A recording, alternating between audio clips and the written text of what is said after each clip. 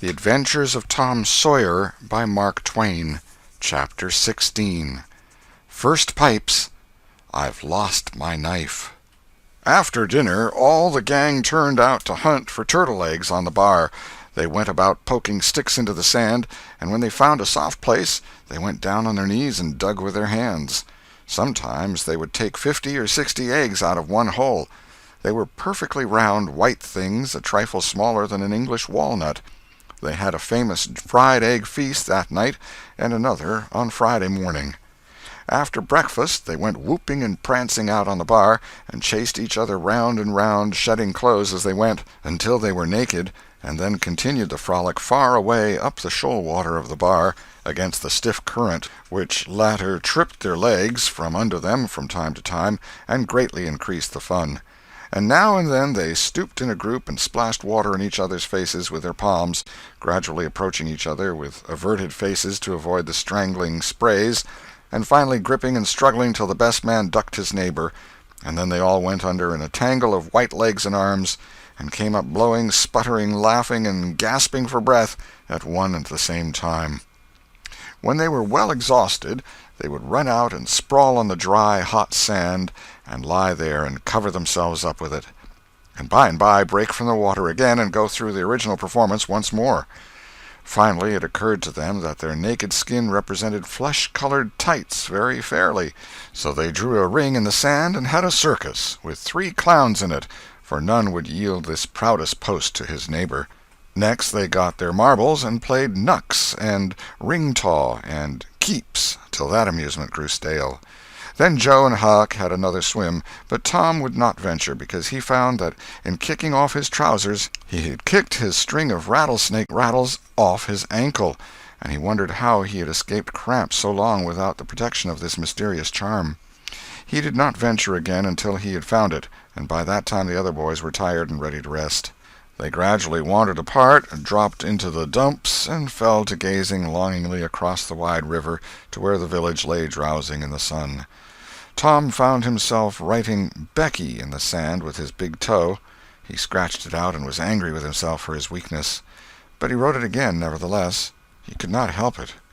He erased it once more, and then took himself out of temptation by driving the other boys together and joining them. But Joe's spirits had gone down almost beyond resurrection.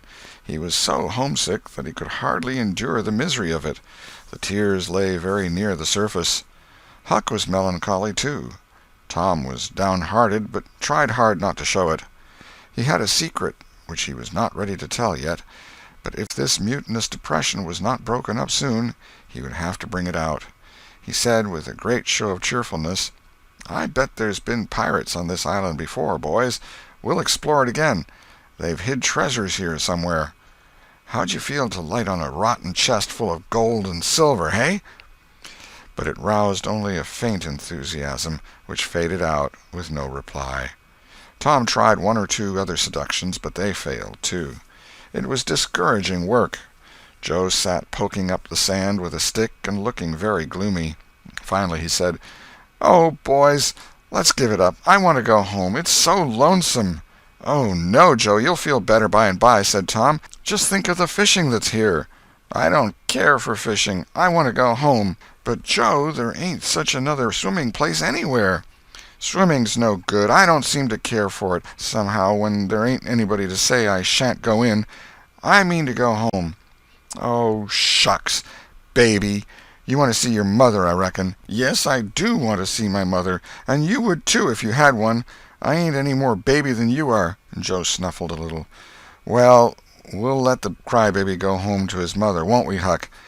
"Poor thing. Does it want to see its mother? And so it shall. You like it here, don't you, Huck? We'll stay, won't we?" Huck said, "Yes," without any heart in it. "I'll never speak to you again as long as I live," said Joe, rising. "There, now," and he moved moodily away and began to dress himself. "Who cares?" said Tom. "Nobody wants you to. Go long home and get laughed at. Oh, you're a nice pirate. Huck and me ain't crybabies. We'll stay, won't we, Huck? Let him go if he wants to. I reckon we can get along without him, p'raps." But Tom was uneasy, nevertheless, and was alarmed to see Joe go sullenly on with his dressing. And then it was discomforting to see Huck eyeing Joe's preparations so wistfully and keeping up such an ominous silence. Presently, without a parting word, Joe began to wade off toward the Illinois shore. Tom's heart began to sink. He glanced at Huck. Huck could not bear the look and dropped his eyes, and then he said, "I want to go too, Tom. It was getting so lonesome anyway, and now it'll be worse. Let's us go too, Tom." "I won't. You can all go if you want to. I mean to stay." "Tom, I better go." "Well, go along. Who's hindering you?" Huck began to pick up his scattered clothes, and he said, "Tom, I wish you'd come too. Now you think it over. We'll wait for you when we get to the shore." "Well, you'll wait a blame long time, that's all." Huck started sorrowfully away, and Tom stood looking after him, with a strong desire tugging at his heart to yield his pride and go along too. He hoped the boys would stop, but they still waded slowly on. It suddenly dawned on Tom that it was become very lonely and still. He made one final struggle with his pride, and then darted after his comrades, yelling, "Wait! Wait! I want to tell you something!" They presently stopped and turned around. When he got to where they were, he began unfolding his secret, and they listened moodily, till at last they saw the point he was driving at, and then they set up a war-whoop of applause, and said it was splendid, and said if he had told them at first they wouldn't have started away. He made a plausible excuse, but his real reason had been the fear that not even the secret would keep them with him any very great length of time, and so he had meant to hold it in reserve as a last seduction. The lads came gaily back and went at their sports again with a will, chattering all the time about Tom's stupendous plan and admiring the genius of it. After a dainty egg and fish dinner, Tom said he wanted to learn to smoke now. Joe caught at the idea and said he would like to try too. So Huck made pipes and filled them. These novices had never smoked anything before but cigars made of grapevine, and they bit the tongue and were not considered manly anyway. Now they stretched themselves out on their elbows and began to puff, charily and with slender confidence. The smoke had an unpleasant taste, and they gagged a little, but Tom said, "Why, it's just as easy. If I'd 'a' knowed this was all, I'd 'a' learned long ago." "So would I," said Joe. "It's just nothing. Why, many a time I've looked at people smoking and thought, well, I wish I could do that, but I never thought I could," said Tom. "That's just the way with me, hain't it, Huck? You've heard me talk just that way, haven't you, Huck?" "I'll leave it to Huck if I haven't." "Yes, heaps of times," said Huck. "Well, I have too," said Tom. "Oh, hundreds of times. Once down by the slaughterhouse, don't you remember, Huck? Bob Tanner was there, and Johnny Miller and Jeff Thatcher when I said it. Don't you remember, Huck, about me saying that?" "Yes, that's so," said Huck. "That was the day after I lost a white alley. No, 'twas the day before." "There, I told you so," said Tom. "Huck recollects it." "I believe I could smoke this pipe all day," said Joe. "I don't feel sick." "Neither do I," said Tom. "I could smoke it all day, but I bet you Jeff Thatcher couldn't." "Jeff Thatcher? Why, he'd keel over just with 2 draws. Just let him try it once. He'd see." "I bet he would. And Johnny Miller, I wish I could see Johnny Miller tackle it once." "Oh, don't I?" said Joe. "Why, I bet now Johnny Miller couldn't any more do this than nothing. Just one little snifter would fetch him." "'Deed it would, Joe. Say, I wish the boys could see us now." "So do I." "Say, boys, don't say anything about it, and sometime when they're around I'll come up to you and say, 'Joe, got a pipe? I want to smoke.' And you'll say, kind of careless-like, as if it weren't anything, you'll say, 'Yes, I got my old pipe, and another one, but my tobacco ain't very good.' And I'll say, 'Oh, that's all right, if it's strong enough.' And then you'll out with the pipes, and we'll light up just as calm, and then just see 'em look. By jings, that'll be gay, Tom. I wish it was now." "So do I. And when we tell 'em we learned when we was off pirating, won't they wish they'd been along?" "Oh, I reckon not. I'll just bet they will." So the talk ran on, but presently it began to flag a trifle and grow disjointed. The silences widened, the expectoration marvelously increased. Every pore inside the boys' cheeks became a spouting fountain. They could scarcely bail out the cellars under their tongues fast enough to prevent an inundation. Little overflowings down their throats occurred in spite of all they could do, and sudden retchings followed every time. Both boys were looking very pale and miserable now. Joe's pipe dropped from his nerveless fingers. Tom's followed. Both fountains were going furiously, and both pumps bailing with might and main. Joe said feebly, "I've lost my knife. I reckon I better go and find it." Tom said with quivering lips and halting utterance, "I'll help you.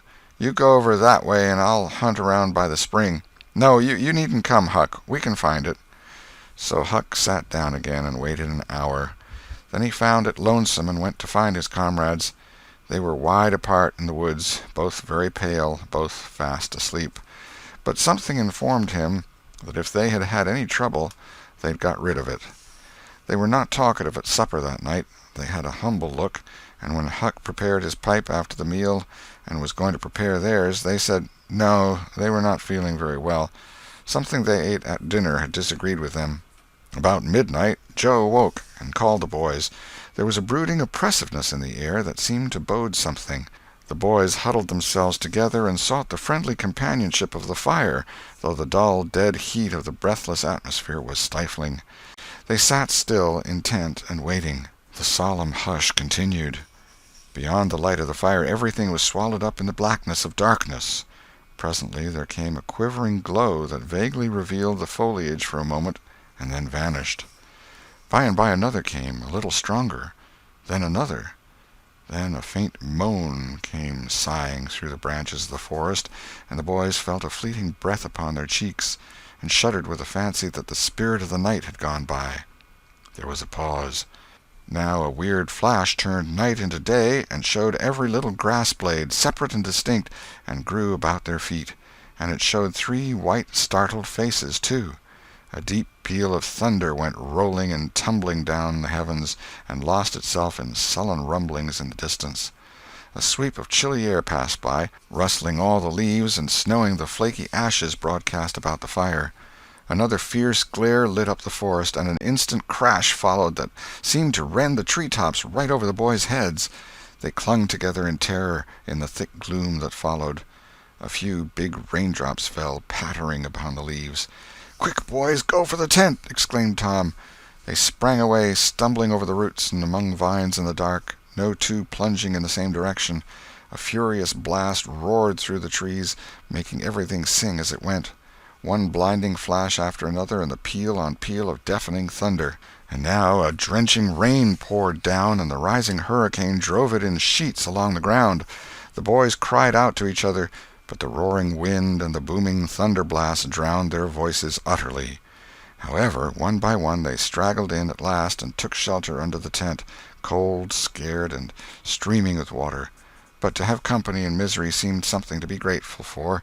They could not talk, the old sail flapped so furiously, even if the other noises would have allowed them.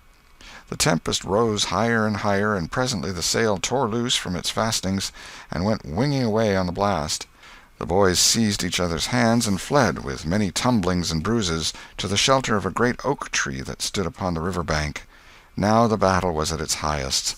Under the ceaseless conflagration of lightning that flamed in the skies, everything below stood out in clean-cut and shadowless distinction. The bending trees, the billowy river, white with foam, the driving spray of spume flakes, the dim outlines of the high bluffs on the other side, glimpsed through the drifting cloud-rack and the slanting veil of rain. Every little while some giant tree yielded the fight and fell crashing through the younger growth, and the unflagging thunder peals came now in ear-splitting explosive bursts, keen and sharp and unspeakably appalling. The storm culminated in one matchless effort that seemed likely to tear the island to pieces, burn it up, drown it to the tree-tops, and blow it away, and deafen every creature in it all at once at the same moment. It was a wild night for homeless young heads to be out in. But at last the battle was done, and the forces retired with weaker and weaker threatenings and grumblings, and peace resumed her sway. The boys went back to camp, a good deal awed, but they found there was still something to be thankful for, because the great sycamore, the shelter of their beds, was a ruin now, blasted by the lightnings, and they were not under it when the catastrophe happened. Everything in camp was drenched, the campfire as well, for they were but heedless lads, like their generation, and had made no provision against rain. Here was matter for dismay, for they were soaked through and chilled. They were eloquent in their distress, but they presently discovered that the fire had eaten so far up under the great log it had been built against, where it curved upward and separated itself from the ground, that a handbreadth or so of it had escaped wetting. So they patiently wrought until, with shreds and bark gathered from undersides of sheltered logs, they coaxed the fire to burn again. Then they piled on great dead boughs till they had a roaring furnace, and were glad-hearted once more. They dried their boiled ham and had a feast, and after that they sat by the fire and expanded and glorified their midnight adventure until morning, for there was not a dry spot to sleep on anywhere around. As the sun began to steal in upon the boys, drowsiness came over them, and they went out on the sandbar and lay down to sleep. They got scorched out by and by, and drearily set about getting breakfast. After the meal they felt rusty and stiff-jointed and a little homesick once more. Tom saw the signs, and fell to cheering up the pirates as well as he could. But they cared nothing for marbles or circus or swimming or anything. He reminded them of the imposing secret and raised a ray of cheer. While it lasted he got them interested in a new device.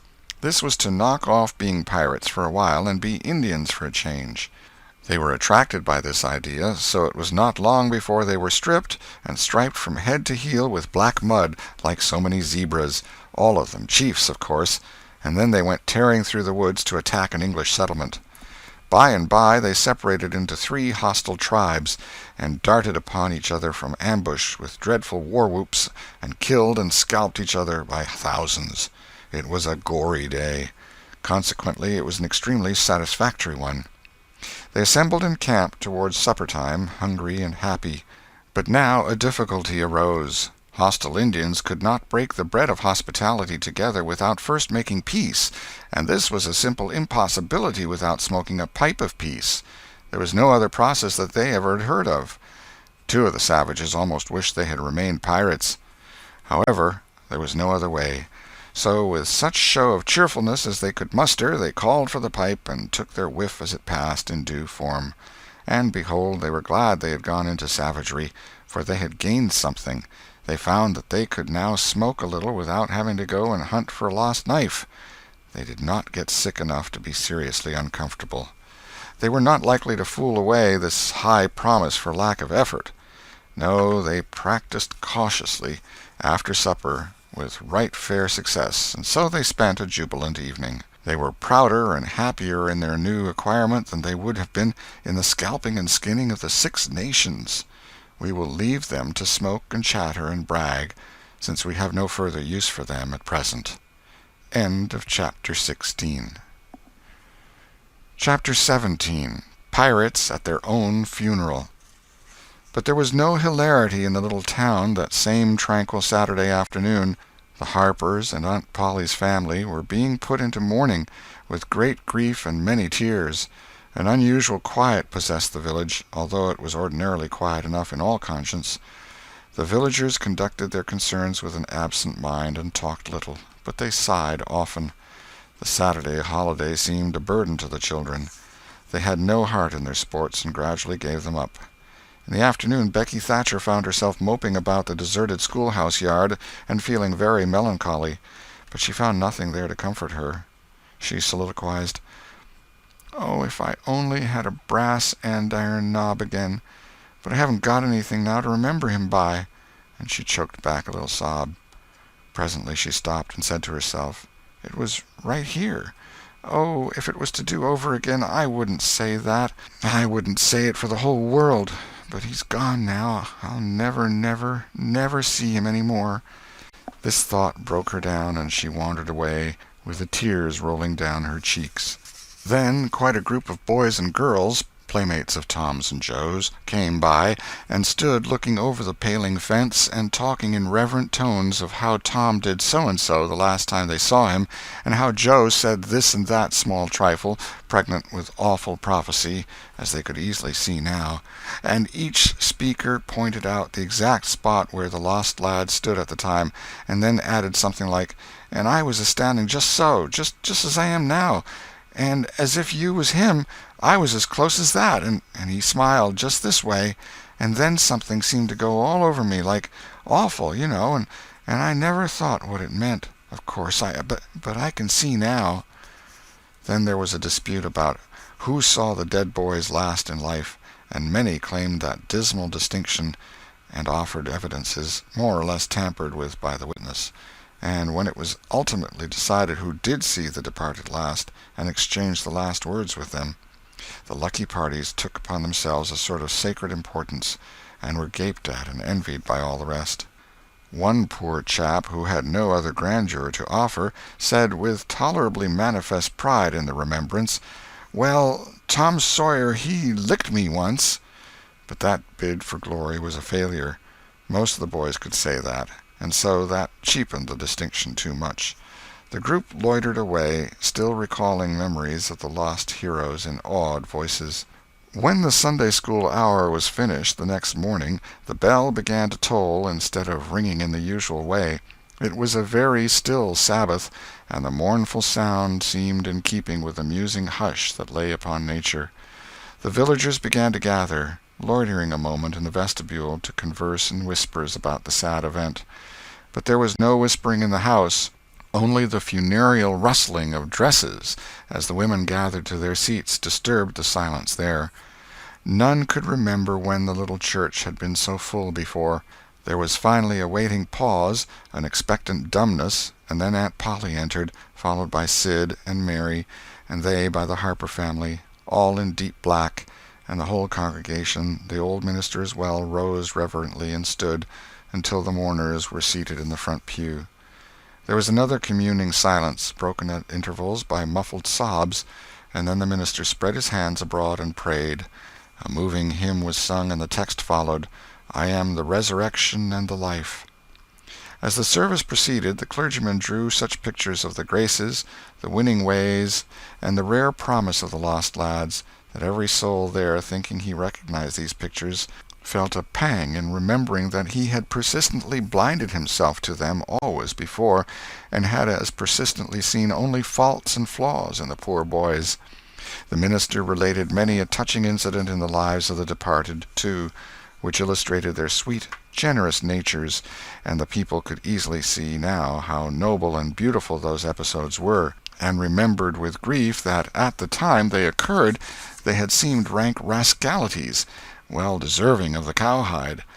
The congregation became more and more moved as the pathetic tale went on, till at last the whole company broke down and joined the weeping mourners in a chorus of anguished sobs, the preacher himself giving way to his feelings and crying in the pulpit. There was a rustle in the gallery which nobody noticed. A moment later the church door creaked. The minister raised his streaming eyes above his handkerchief and stood transfixed. First one, and another pair of eyes followed the minister's, and then almost with one impulse the congregation rose and stared while the three dead boys came marching up the aisle, Tom in the lead, Joe next, and Huck, a ruin of drooping rags, sneaking sheepishly in the rear. They had been hid in the unused gallery, listening to their own funeral sermon. Aunt Polly, Mary, and the Harpers threw themselves upon their restored ones, smothered them with kisses, and poured out thanksgivings, while poor Huck stood abashed and uncomfortable, not knowing exactly what to do or where to hide from so many unwelcoming eyes. He wavered and started to slink away, but Tom seized him and said, "Aunt Polly, it ain't fair. Somebody's got to be glad to see Huck." "And so they shall. I'm glad to see him, poor motherless thing." And the loving attentions Aunt Polly lavished upon him were the one thing capable of making him more uncomfortable than he was before. Suddenly the minister shouted at the top of his voice, "Praise God, from whom all blessings flow! Sing, and put your hearts in it!" And they did. Old Hundred swelled up with a triumphant burst, and while it shook the rafters, Tom Sawyer the pirate looked around upon the envying juveniles about him, and confessed in his heart that this was the proudest moment of his life. As the souled congregation trooped out, they said they would almost be willing to be made ridiculous again to hear Old Hundred sung like that once more. Tom got more cuffs and kisses that day, according to Aunt Polly's varying moods, than he had earned before in a year, and he hardly knew which expressed the most gratefulness to God and affection for himself. End of chapter 17.